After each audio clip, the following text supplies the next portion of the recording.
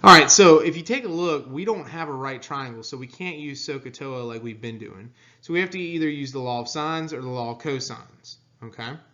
So what we have to do is we have to look at this and say, okay, well, what do we really have? And we have two angles and a side. And if you look at the law of cosines, we have to have at least two sides to be able to use that. So that means we're going to use the law of sines.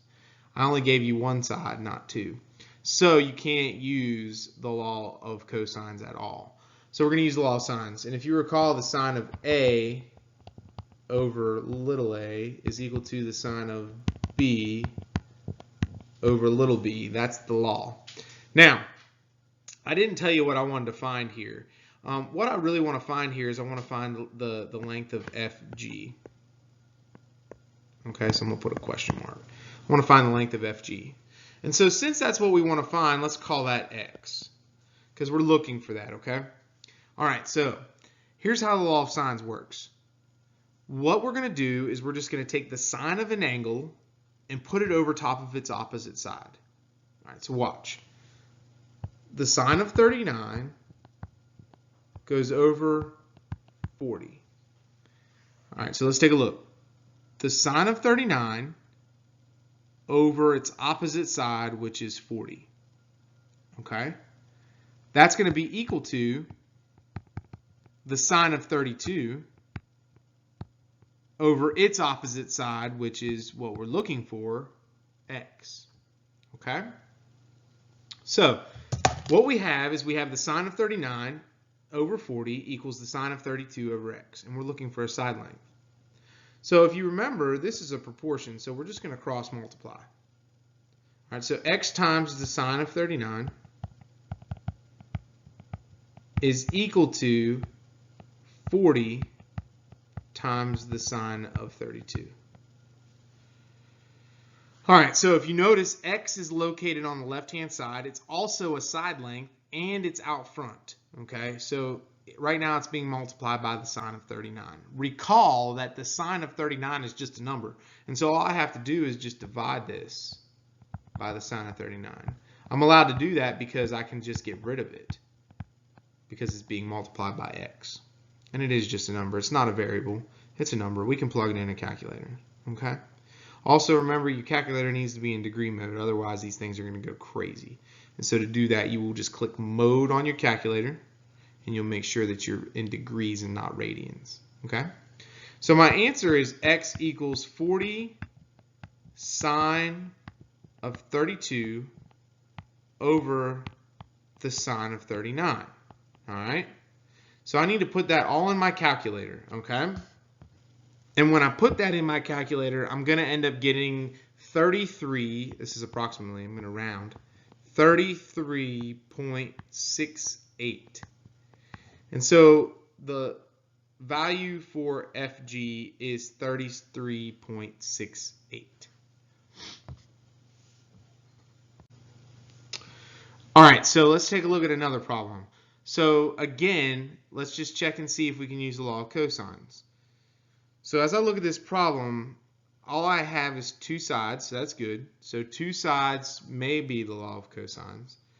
But let's look at how they're oriented. I have a side, and an angle. Now, if this angle was this angle, then I would have side, angle, side. But I don't have side, angle, side here, so therefore we're still going to use the law of sines. All right, so the law of sines again is sine of big A over little a is equal to the sine of big B over little b.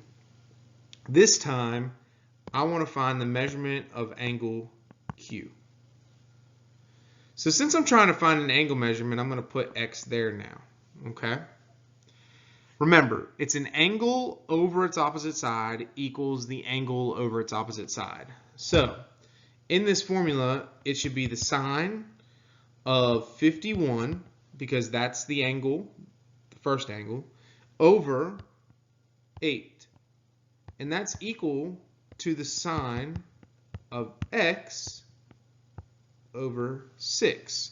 Now I put the sine of x because x is the angle we're looking for. We don't have any other angles. And since we're looking for the angle, that's where x is going to go. It's going to go with the sine. Notice we did the sine of 51 over 8. and the sine of x over 6 because those were opposites. All right, so let's go ahead and cross multiply again. So I get 6 sine of 51 is equal to 8 sine of x. All right, now the difference between this problem and the last problem we did is the location of x. X is located within the sine, and so my variable is not just x now, it's this whole thing, okay? And because we're really trying to find an angle. And so what we have to do is we have to divide by 8 now instead of dividing by 8 sine, because we don't have anything to divide by with the sine because x is included with that. And so we can't separate them yet. And we'll talk about how to do that in just a second. So what we have is we have the sine. I'm just going to rewrite it with this over on the left-hand side. So sine of x is equal to 6 sine of 51 over 8. Now, if you recall, to be able to find an angle measurement using trig, we have to use the inverse function. And so we just have to notice that since this is my variable, and my variable is an angle, what I have to do is I have to do the inverse sine, and then do 6 sine of 51 over 8. So I'm going to put that in my calculator, and we're going to check it out.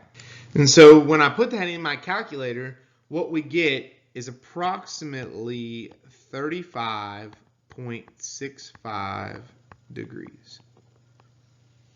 Now, make sure that you're putting these things in using degree mode. And remember that we only use the law of sines when we don't have side angle side or side side side given to us. We can use the law of sines and the law of cosines with right triangles, but SOHCAHTOA is a lot easier. And if you look, this is a lot of math. And if we're only solving right triangles, we should just use SOHCAHTOA because it's a lot easier. It's just real quick, okay? All right, have a good one.